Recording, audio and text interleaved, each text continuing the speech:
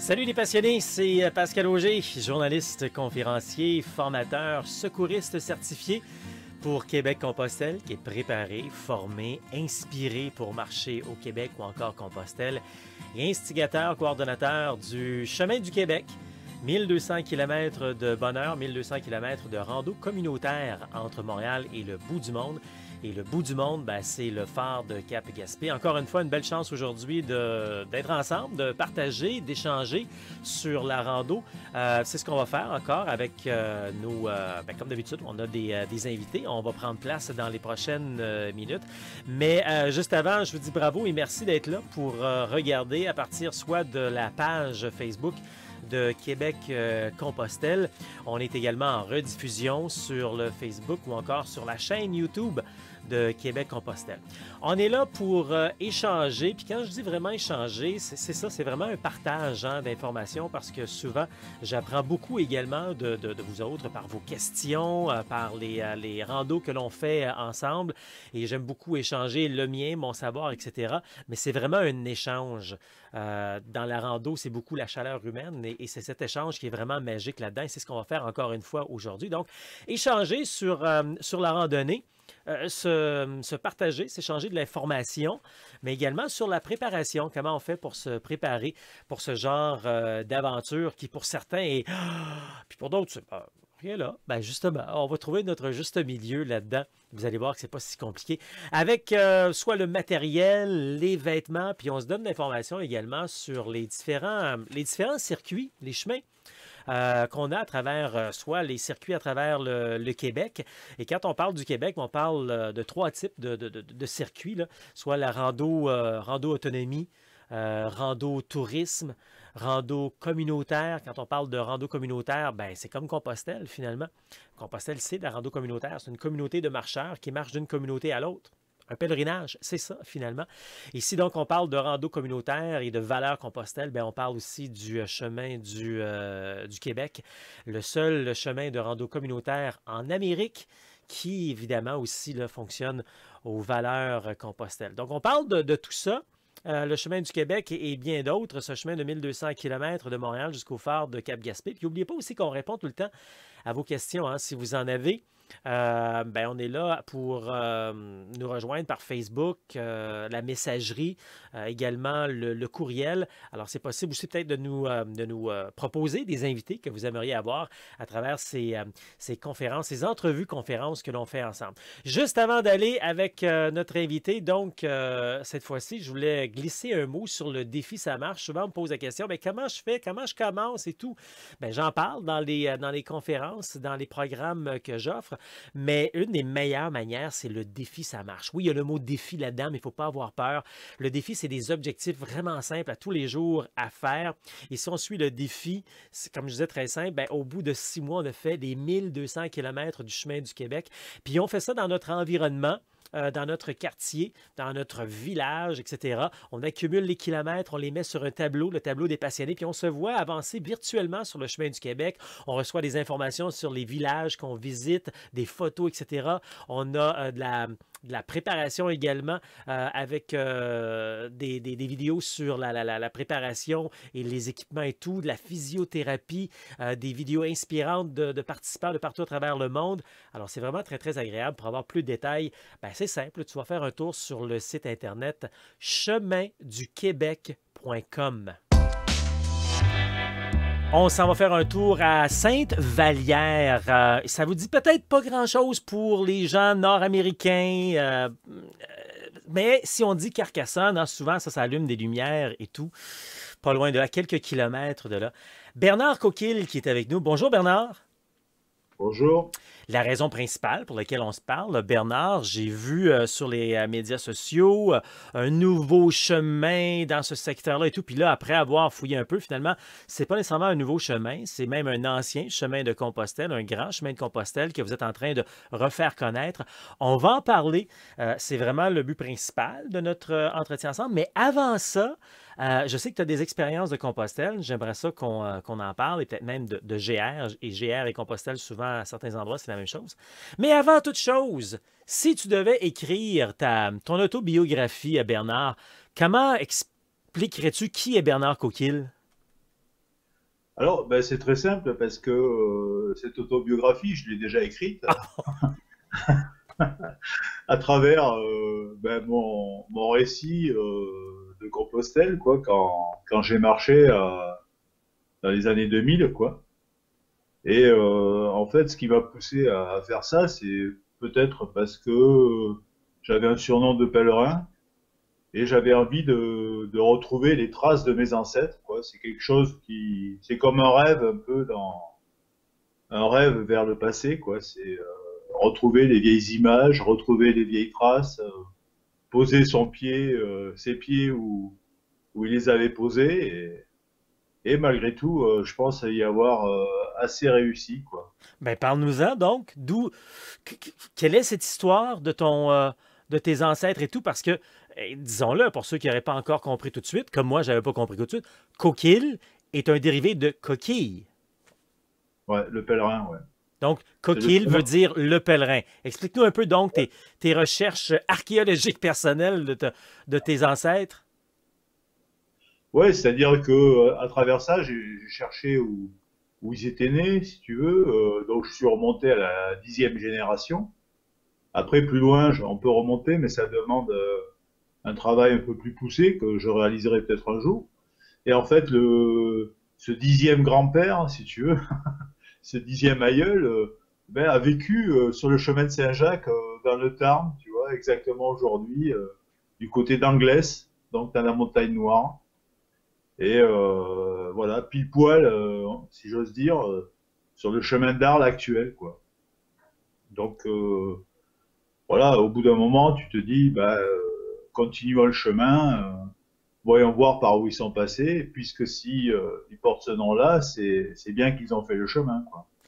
Écoute, entre 10 générations et toi aujourd'hui, il y en a peut-être qui n'ont pas tout à fait été pèlerins, mais c'est quand même intéressant de voir que ce nom de famille porte encore 10 générations plus loin en toi qui se considère pèlerin et qui continue cette œuvre-là. Dis-moi concrètement, toi, Bernard, tu es qui? Tu fais quoi dans la vie? Ben moi, je suis éducateur, donc ben, j'aide les gens à se projeter dans leur vie, à éliminer un peu les problèmes qui les entourent hein, et améliorer leurs relations, tu vois, dans leur famille, avec leurs parents, enfin surtout auprès de jeunes, tu vois. C'est, on va dire, des adolescents, des jeunes adultes un peu en difficulté matérielle, sociale, en défaut de motivation souvent. Et c'est vrai que ces dernières années, je me suis appuyé sur mon ancien travail qui était maçon. Et donc, avec ces jeunes, ben, je construis des cabanes en pierre, tu vois, je rénove des cabanes en pierre et je travaille autour du chemin de Saint-Jacques qui est en bas de chez moi pour le rénover et c'est très intéressant parce que je fais vivre en fait les valeurs du chemin sur place, c'est-à-dire hospitalité, rencontre avec l'étranger.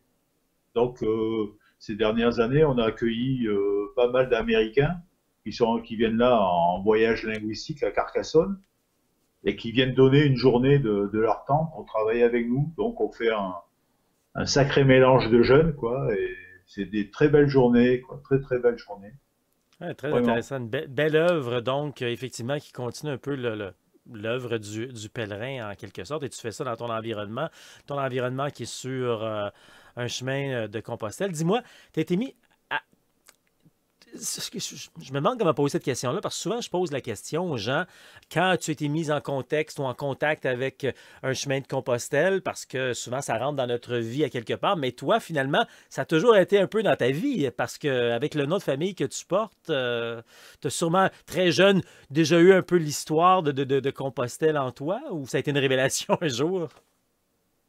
Ben, si tu veux, je sais pas, ça me paraît presque impudique aujourd'hui de dire ça, mais moi j'avais 8 ans, je savais que j'allais partir, quoi, que je partirais un jour en marchant. C'était un rêve prémonitoire, quoi, si tu veux, parce que chez nous, on a de beaux chemins, quoi, avec de belles perspectives, des collines environnantes, de beaux horizons bleutés vers les Pyrénées. Et fatalement, quand tu vois ça, tu comment dire, l'étranger, l'ailleurs est déjà là, quoi, auprès de chez toi, et donc tu as envie d'aller, entre guillemets, chevaucher ces montagnes et jouer avec les montées et les descentes, quoi. Écoute, c'est très, très bien dit. C'est vrai que, tu sais, des fois, on a un appel ou quand on est déjà dans cet environnement-là, c'est comme, ben, c'est normal, je vais partir marcher là-dedans un jour. Et justement, un jour aussi est arrivé où tu as décidé d'aller marcher plus concrètement sur un des chemins de Compostelle. C'était en 2000. Parle-moi un peu de cette expérience-là. Tu as fait quel chemin puis comment ça s'est passé?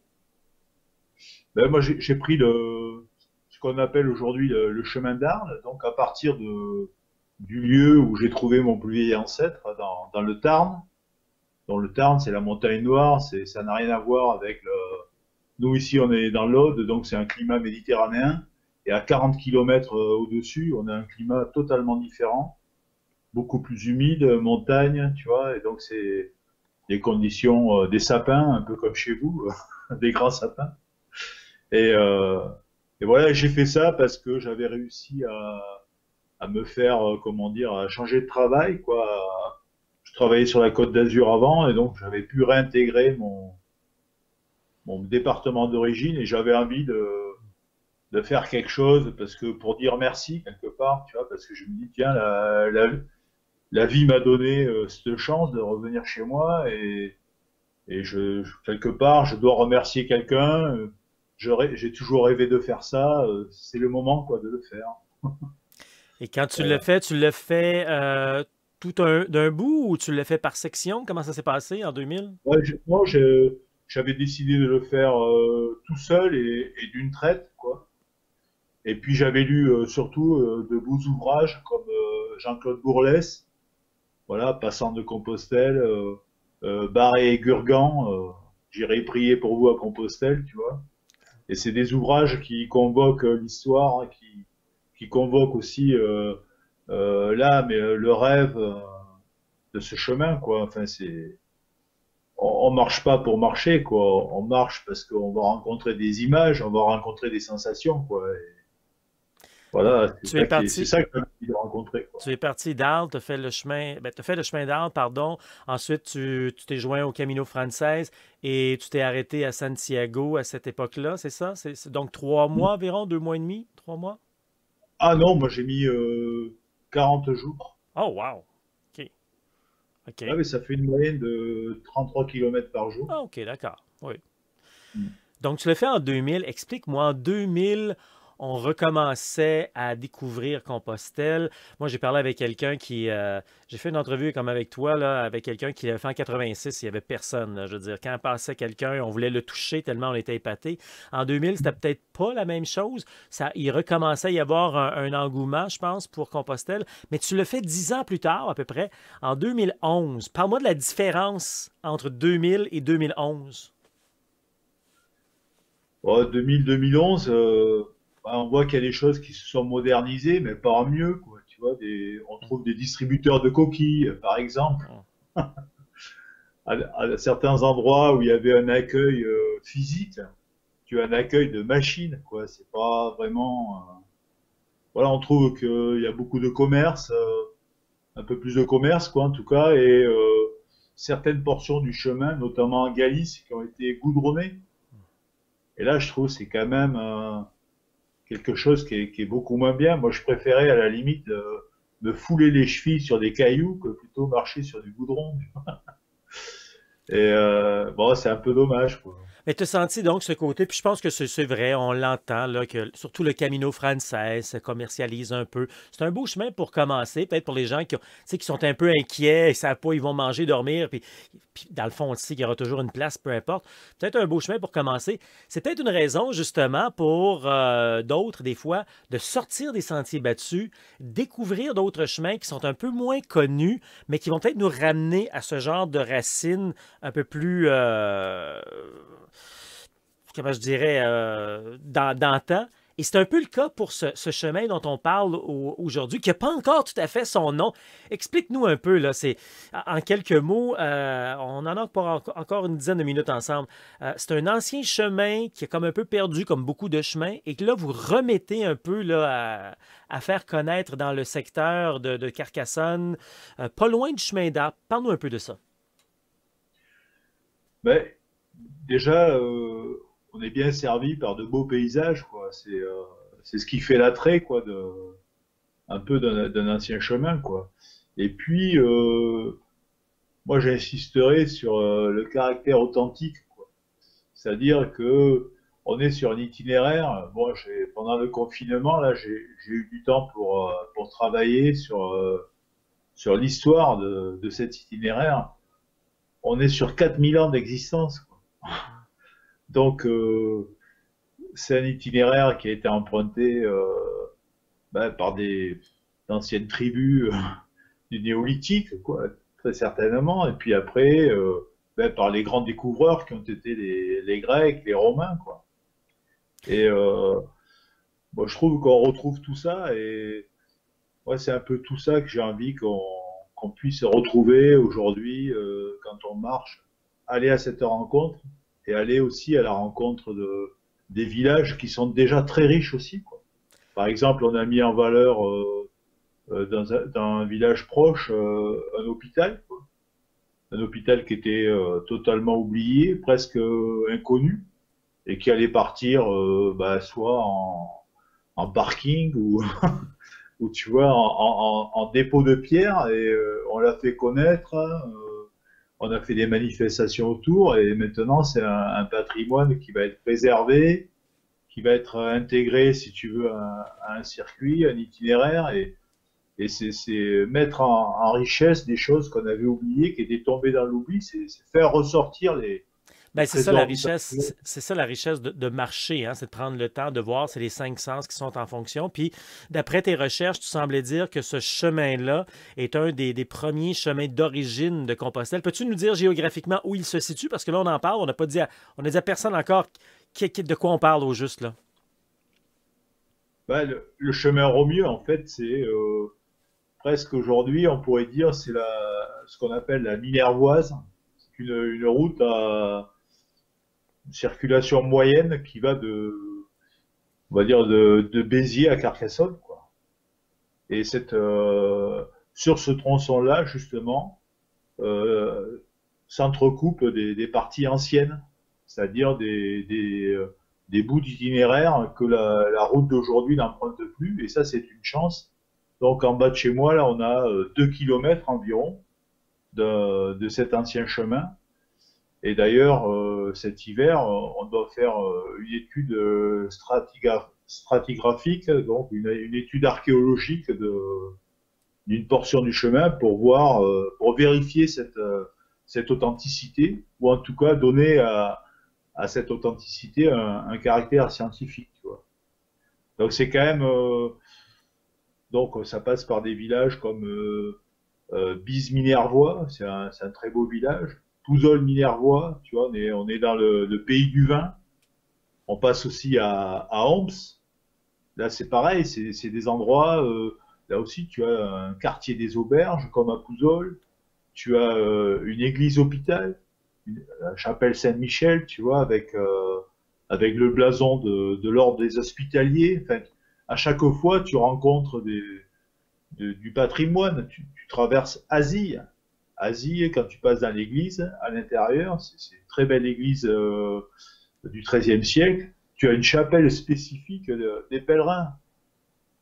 Et dans ce village, tu trouves le dernier registre des pèlerins qui date encore du XVIIIe siècle.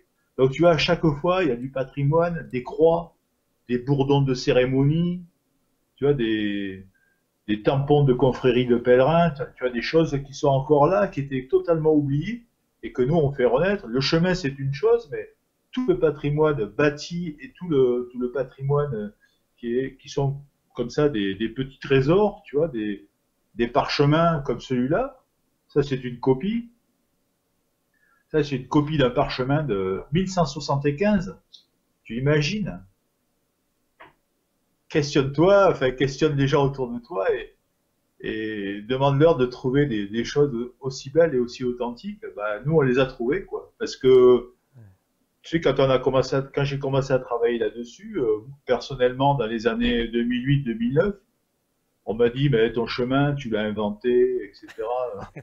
Ah, donc, ben, je regrette, mais il y avait beaucoup de personnes qui avaient cherché avant moi, sauf que c'était des historiens locaux qui Comment cherchaient pas. pourrait-on douter de quelqu'un qui porte le nom de Le Pèlerin? Hein, on peut pas, on peut vraiment pas douter.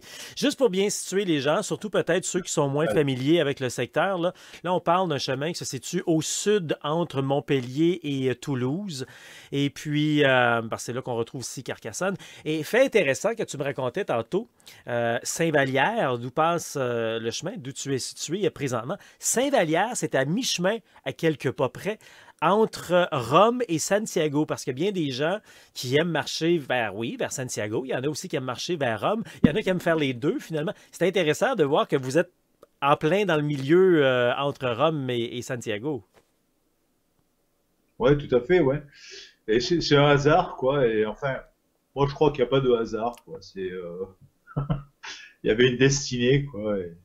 Et puis, ce qui est intéressant, si tu veux, nous, ce qui nous a motivés, c'est que quand on essayait de le faire renaître, donc on éprouvait des difficultés d'être reconnu, donc ben, par nos propres élus, par les responsables des chemins en France, par les collectivités.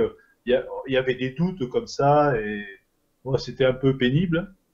Et un jour, il y a une personne là c'est un baron, voilà, qui habite le village d'à côté, qui est venu nous rencontrer avec des documents, avec la notification officielle. C'était des parchemins qui ont 500 ans, 600 ans, avec dessus indiqué Camiromieux, le chemin des pèlerins, quoi. Donc, quand tu as des documents comme ça, voilà, tu te dis, bah, Saint-Jacques te fait un signe, tu peux plus douter, quoi. Tu sais que la force est avec toi et que le fils du tonnerre, donc Saint-Jacques, va t'aider à mener à bien ta mission. Ben écoute, c'est presque vers ça que je voulais me diriger en terminant. Dis-moi, toi qui en as fait une mission, toi qui as un plaisir dynamique et sympathique là-dedans, toi qui as un nom prédestiné, comment interprètes-tu tout ceci dans ta vie finalement, le fait de marcher, tu as marché Compostelle, comment tu interprètes tout ça dans ta vie? Ben, en fait, on dit tu prends le chemin, mais c'est le chemin qui te prend, quoi. Et puis on dit aussi que Saint-Jacques, c'est en hébreu, ça veut dire celui qui supplante. Tu vois, celui. Et alors, moi, j'ai mis la main dans cette histoire, ou plutôt un pied au départ. Et en fait, Saint-Jacques a pris tout le bonhomme, quoi.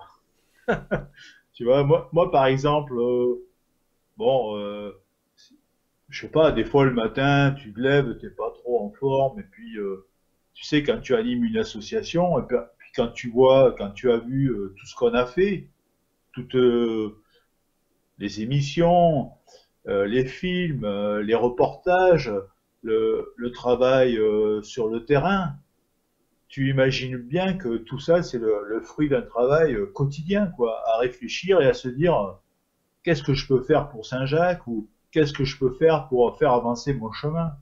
Et moi, le matin, en fait, je retrouve un peu la même énergie que quand je devais me lever étape après étape pour aller jusqu'à Saint-Jacques. Je me levais le matin et je me disais, oh là, j'ai à marcher aujourd'hui, il faut que je fasse mes 30 kilomètres. Et donc ça me suffisait à faire ressort et à me lever. Et aujourd'hui, je me dis, ah, mais t'as pas fait ça pour le chemin, il faut que tu fasses ça pour l'association. Et c'est une énergie qui te dépasse, quoi. Je veux dire, ça te donne la force, quoi. Et ça, je vais pas la chercher, cette force. Elle m'est acquise de suite, quoi.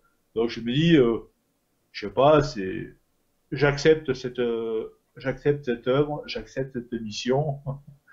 Béni soit le ciel.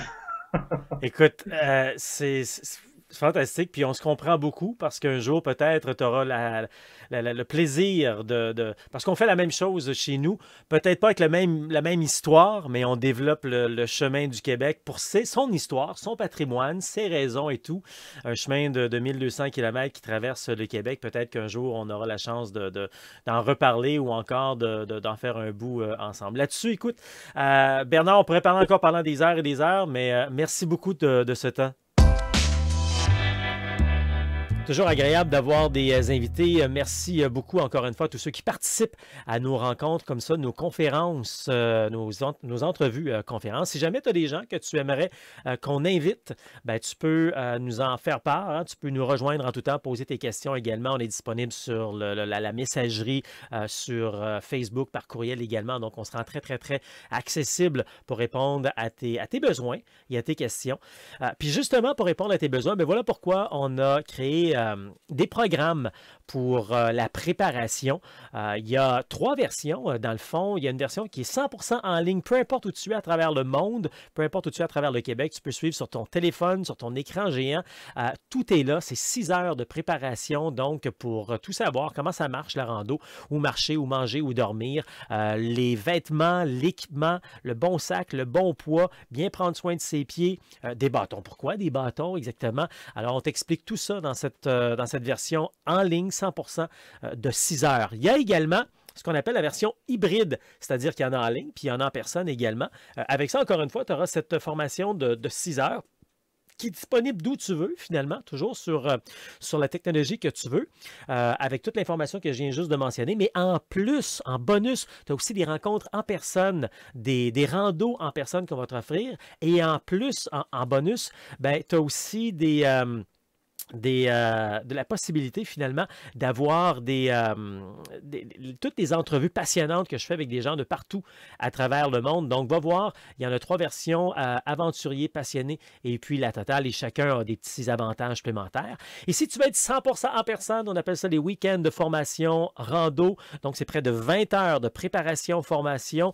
Ça se passe donc le samedi plus théorique technique. Et puis, donc, je t'explique encore une fois comment ça marche la rando et tout, on passe à travers tout l'équipement. Et puis le dimanche, c'est la version pratique. On s'en va sur le chemin. On met tout ça en application. Là. Comment bien prendre soin de ses pieds, comment bien marcher avec les bâtons, comment ajuster son sac à dos. Donc, c'est très, très, très complet. Et c'est en personne, les week-ends formation rando. Il n'y a pas de mauvaise réponse dans tout ça. Ça dépend vraiment qui tu es, d'où tu es, puis qu'est-ce que tu as le goût de faire. Donc, 100% en ligne, hybride ou encore 100% en personne, c'est disponible. On aime bien s'adapter aux besoins des gens. C'est le mot-clé. Adaptation. Également, si tu vas faire un tour sur le site Internet, tu vas avoir une bonne façon de commencer quand on n'est pas certain. C'est avec le défi Ça marche. C'est des objectifs de marche à tous les jours. Ça dure 6 mois. Et en 6 mois, ben, avec des objectifs vraiment simples, tu accumules 1200 km. En plus, tu découvres le chemin du Québec. C'est vraiment, vraiment génial. Les mots-clés qui ressortent le plus souvent, c'est motivant et encourageant. Donc, va voir le défi Ça marche. Et puis, si ça t'intéresse, on a plein d'autres trucs également. Si tu es en entreprise, on a des activités de team building. Pour l'éducation, on a une conférence scolaire également qui fait le parallèle entre la persévérance d'un marcheur et la persévérance au secondaire cégep, pas toujours évident. On a des conférences qu'on peut donner dans les centres de loisirs également, dans les bibliothèques. Des randos d'un jour, week-end, d'une semaine également. Surtout, le bonheur de réaliser son rêve de marcher au Québec ou encore Compostelle, c'est-à-dire décrocher, ressourcer, relaxer. C'est surtout ça qu'on fait finalement.